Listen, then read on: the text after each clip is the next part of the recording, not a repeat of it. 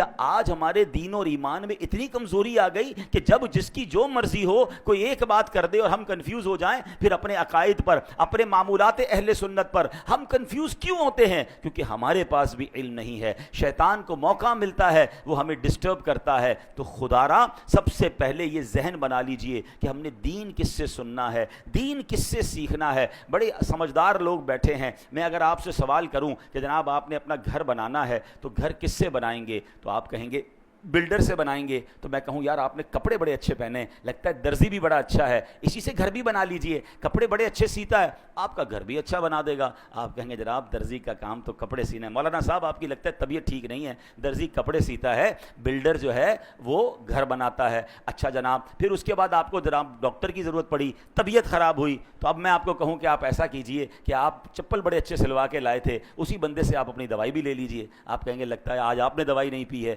کہ جناب چپل سینے والا جو ہے وہ ہمیں دوائی کیسے دے گا؟ تو کمال ہے کہ دنیا کی ہر فیلڈ میں آپ اپنے لیے اس فیلڈ کا ایکسپرٹ تلاش کرتے ہیں۔ موچی سے جوتے سلواتے ہیں، درزی سے کپڑے سلواتے ہیں، ڈاکٹر سے دوائی لیتے ہیں، بلڈر سے گھر بناتے ہیں، ان کو آپس میں مکس اینڈ میچ نہیں کرتے۔ تو اب بتائیے نا دین کس سے سیکھنا چاہیے، شریعت کس سے معلوم کرنی چاہیے؟ کیا ہر اس شخص کو یہ حق حاصل ہے؟ میرا دین اتنا مظلوم ہے۔ اچھا اب ایک اور فینومینا لوگ لے کر آئے کہ جناب انٹرنیٹ پر تو ساری چیزیں موجود ہیں، اب تو اے آئی کا زمانہ ہے، سوال کیجئے جواب مل جاتا ہے۔ قرآن پاک پڑھنے کی اور جناب اس کی اتنی بڑی بڑی تفسیریں پڑھنے کی ضرورت کیا ہے؟ اور جناب پڑھنا بھی ہے تو کسی عالم کی ضرورت کیا ہے، کسی مفتی کی ضرورت کیا ہے، کسی ایکسپرٹ کی ضرورت کیا ہے؟ قرآن موجود ہے، تفسیریں موجود ہیں، ہم خود ہی مسئلہ نکال لیں گے، ہمیں علماء کی حاجت نہیں ہے۔ چلے تھوڑی دیر کے لیے آپ کی بات مان لیتے ہیں کہ جناب کتاب سے پراپر علم مل جاتا ہے، ٹھیک ہے، کتاب میں سب چیزیں موجود ہیں۔ چلے اب میں آپ ہی کی بات آپ کی طرف دوبارہ بڑھاتا ہوں، اللہ نہ کرے آپ میں سے کسی کو کوئی پرابلم ہو جائے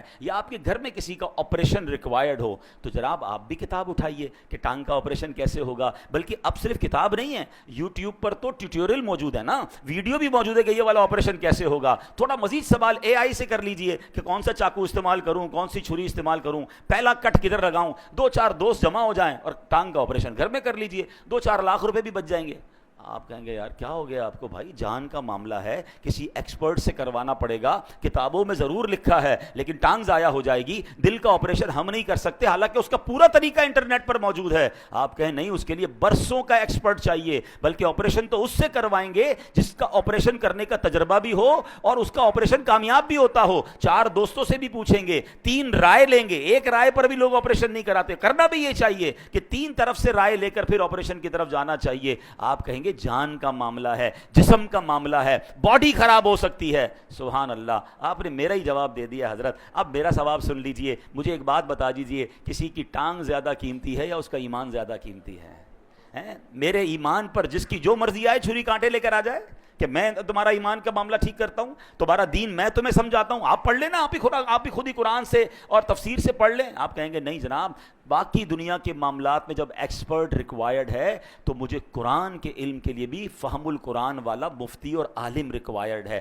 برسوں جس نے پڑھا ہو، جس کی جناب تفسیر پر نظر ہو، جس کی عقائد مضبوط ہوں۔ ارے وہ خود اگر سچا نہیں ہے تو مجھے کیا دین سکھائے گا؟ تو اے میرے پیارے اسلامی بھائیوں، اے بھولے بھالے مسلمانوں، خدا را اپنی زندگی کا یہ آپ ذہن بنائیے کہ سب سے قیمتی سرمایہ تو ایمان ہے، اور ایمان کے معاملات میں، دین کے معاملات میں میں نے کسی ایکسپرٹ سے، کسی صحیح العقیدہ مفتی سے اور عالم دین سے انشاءاللہ دین پڑھنا بھی ہے، سیکھنا بھی ہے، اور آدھی جہالت سے بچنا ہے۔